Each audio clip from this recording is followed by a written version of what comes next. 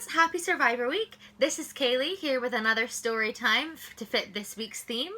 We are going to be reading a book that has a competition at its centre to go along with our Survivor theme. So the book that we're going to be reading an excerpt today from is called Escape from Mr. Lemoncello's Library, and it was written by Chris Grabenstein. This book is about 12-year-olds who win a competition to participate in a library lock-in at their local library. The local library has just been given a $500 million refurbishment. So it's got all this cool stuff like hologram tables and game systems and most importantly, all the books in the world. So we are going to be reading chapter 11 today because that is where our characters enter the library for the first time. Eager to see what was inside the new library, the 12 essay contest winners quickly gathered behind Dr. Zinchenko. "This way, children," said the head librarian. "Follow me." The crowd cheered as they marched out of the ballroom, all toting their sleeping bags and suitcases. There was more cheering, plus some hooting and hollering, when they reached the hotel lobby and went out the revolving doors into the street. The new public library, with its glistening gold dome, took up half a downtown block, its back butting up against an old-fashioned office tower. The building was a boxy fortress, 3 stories tall, with stately columns that acted as bookends, because the windowless walls had been painted to resemble a row of giant books lined up on a shelf. "It's like a majestic Greek temple," gushed Miguel. "And the world's biggest bookcase," added Sierra Russell, who had finally put away her paperback. Velvet ropes lined a path across Main Street that led to a red carpet leading up a flight of steps to the arched entryway and seriously steel, not to mention round, front door. Kyle had to smile when he saw that it was tethered to the railings on either side of the steps.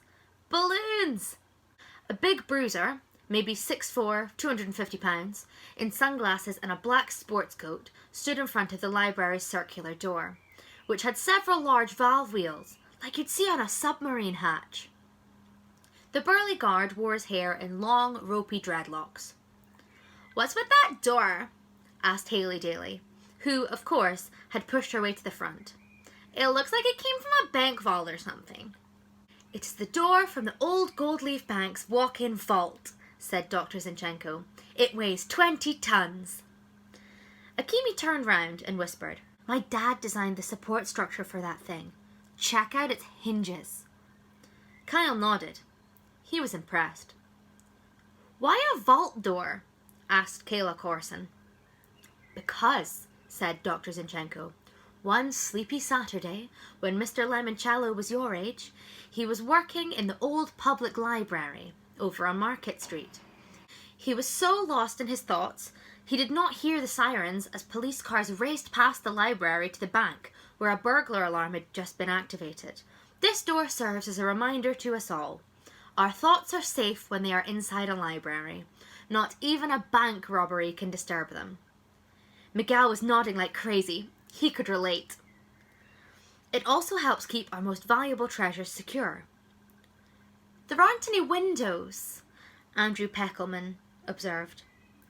"Probably to stop bank robbers from busting in. But shouldn't you people have added windows when you turned it into a library?" "A library doesn't need windows, Andrew. We have books, which are windows into worlds we never even dreamed possible." "An open book is an open mind," added Charles Chiltington. "That's what I always say." Dr. Zinchenko pulled out a bright red note card. "Before we enter, please listen very carefully. Your library cards are the keys to everything you will need," she read. "The library staff are here to help you find whatever it is you are looking for." She smiled slightly, tucked the card back into her pocket, turned to the security guard and said, "Clarence, will you do the honors?" "With pleasure, Dr. Z." Clarence turned one giant wheel, spun another, and cranked a third. Noiselessly, the 20-ton door swung open. The first thing Kyle could see inside was a trickling fountain in a grand foyer of brilliant white marble. The fountain featured a life-size statue of Mr. Lemoncello, standing on a lily pad in the middle of a shallow reflecting pool, about 10 feet wide. His head was tilted back so water could spurt up from his mouth in an arc. Kyle noticed a quote chiselled onto the statue's pedestal. "Knowledge not shared remains unknown. Luigi L. Lemoncello." Beyond the fountain, through an archway, was a huge room filled with desks. When everybody had shuffled into the entrance hall, Dr. Zinchenko turned to the security guard. "Clarence?" Clarence hauled the heavy steel door shut.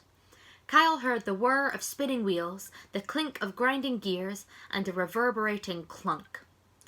"Wow," said Miguel. "Talk about a lock-in!" "I'll be in the control center, Dr. Z," said the security guard. "Very well, Clarence." Clarence disappeared behind a red door. "Now then, children," said the librarian, "if you will all follow me into the rotunda reading room." As the rest of the group started filing into the gigantic circular room, Kyle checked out a display case beside the red door. A sign over it read, "Staff Picks, our most memorable reads." A dozen books were lined up on 4 shelves. One cover in the middle of the bottom row caught Kyle's eye. It showed a football player wearing a number 19 jersey dropping back to hurl a pass. Kyle made a mental note of the title.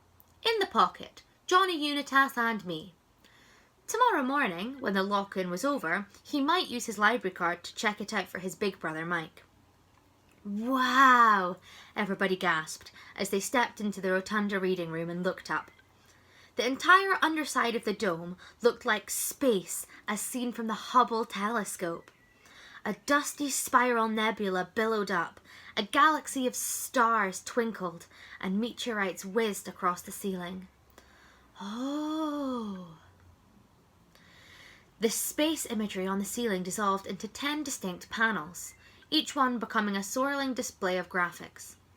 "Those are the 10 categories of the Dewey Decimal System," whispered Miguel, sounding awestruck. "See the panel with Cleopatra, the guy mountain climbing, and the Viking ship sailing across it? That's for 900 to 999, history and geography." "Cool," said Kyle. Tucked beneath the 10 screens, in arched niches, were incredible 3D statues, glowing a ghostly green. "I believe those are holographic projections," said Andrew Peckelman, waving up at a statue that was waving down at him. The room under the dome was huge. It was circular, with a round desk at the centre that was surrounded by 4 rings of reading desks. Kyle saw that half of the rotunda was filled with floor-to-ceiling bookshelves. The other half had balconies on the 1st and 2nd floors that reminded him of the open atrium of a hotel he and his family had stayed at once. While everybody was gawking at the architecture, Dr. Zinchenko said the words Kyle had been waiting for all day. "Now then, who's ready for our first game?" "Will everybody please line up behind that far desk in front of the children's room?" said Dr. Zinchenko, gesturing towards one of the wooden tables in the outermost ring of the room. "How many of you are familiar with Mr. Lemoncello's classic board game, Hurry to the Top of the Heap?" 12 hands shot up. "Very good," said Dr. Zinchenko. Overhead, the Wonder Dome dissolved into a gigantic, curved heap box top. "This will be a live, 3-dimensional version of that game. Each of you will be asked a trivia question. If you are able to answer it correctly, you will roll the dice and advance the equivalent number of desks. When you return to the starting point, you will move into the next concentric circle of desks. When you complete that ring, you will move into the next, and so on. If one of you makes it all the way to my desk at the centre, you will be declared the winner." "But we don't have any dice," said Yasmin Smith-Snyder. "Yes, you do. See that smoky glass panel in the centre of the desk?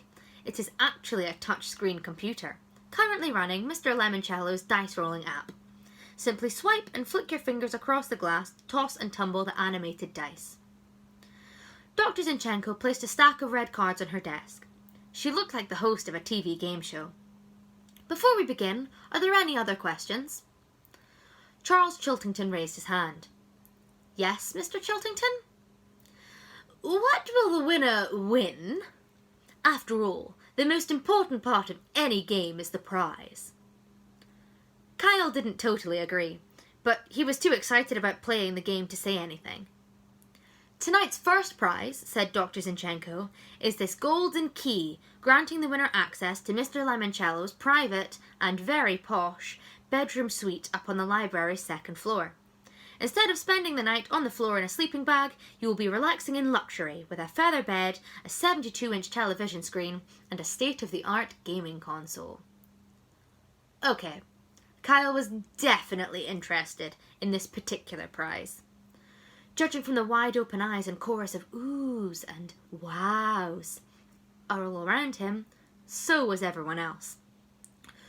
Dr. Zinchenko flipped over the first question card. What Major League pitcher was the last to win at least 30 games in one season? 6 players got it wrong before Kyle got it right. Denny McLain. Correct. He swiped the glass panel, rolled a 10, and advanced 10 desks around the room. What United States Navy ship was once captured by the North Koreans? Miguel nailed that one. The USS Pueblo. He flew 12 spaces around the room. What did Apollo 8 accomplish that had never been done before? Akimi, Andrew Peckelman, and Kayla Corson struck out on that one. But Charles Chiltington knew the answer. It was the first spacecraft to orbit the moon. Correct. Chiltington rolled a 5, landing him in last place. Kyle's next question was tougher. Who was famous for saying, "Book 'em, Dano"? That guy on Hawaii 5-0? Please be more specific. The one with the shiny hair? Oh, Jack Lord. That is correct. Kyle breathed a sigh of relief. Thank goodness he and his dad sometimes watched reruns of old TV shows from the 60s. But when he flicked his computerized dice, his luck hit a brick wall. He rolled snake eyes and moved up 2 measly desks. Meanwhile, Miguel went down with a question about Barbra Streisand. Kyle wasn't exactly sure who she was, and Charles Chiltington surged ahead with a correct answer about the Beatles' Hey Jude and a double sixes roll. As the game went on, Kyle and Chiltington, the only players still standing, kept answering correctly and moving around the room until they were both seated at a desk in the innermost ring, only 6 spaces away from Dr. Zinchenko's desk and victory. Kyle was seriously glad he and his mum had played so many games of Trivial Pursuit, with the original, extremely old cards. Kyle, here is your next question. What song in the movie Dr. Dolittle won an Academy Award? Kyle squinted. He had that movie. An old VHS cassette tape that his mum had bought at a garage sale. Too bad they didn't have a VCR to watch it on. But even though he'd never seen the movie, he had read the front and backs of the box a couple of times. Talk to the Animals? Correct. He started breathing again. Roll the dice, please, Mr. Keeley. Kyle did.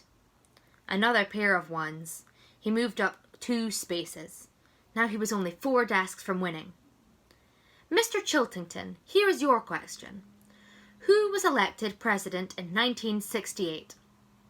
I believe that was Richard Milhouse Nixon. You are also correct. Chiltington didn't wait for the librarian to tell him to roll the dice. He flicked his fingers across the glass pad. Yes, double sixes again. He moved around the last ring of desks, tapping their tops, counting them off, even though everybody knew his 12 was more than good enough to carry him across the finish line. Congratulations, Mr. Chiltington, Dr. Zinchenko said as she handed him the key to his private suite. You are this evening's first winner. Thank you, Dr. Zinchenko. I am truly and sincerely honoured. Congratulations, Charles, said Kyle. Way to win. Get used to it, Keeley, he answered in a voice only the other kids could hear. I'm a Chiltington. We never lose. So those were chapters 11 and 12 of Escape from Mr. Lemoncello's library, and I hope you enjoyed them. If you were really intrigued by the idea of this library, you can purchase this book on Amazon or from Barnes & Noble, and there will be links with this video. I hope you've had a lovely day, and I'll see you again soon. Bye!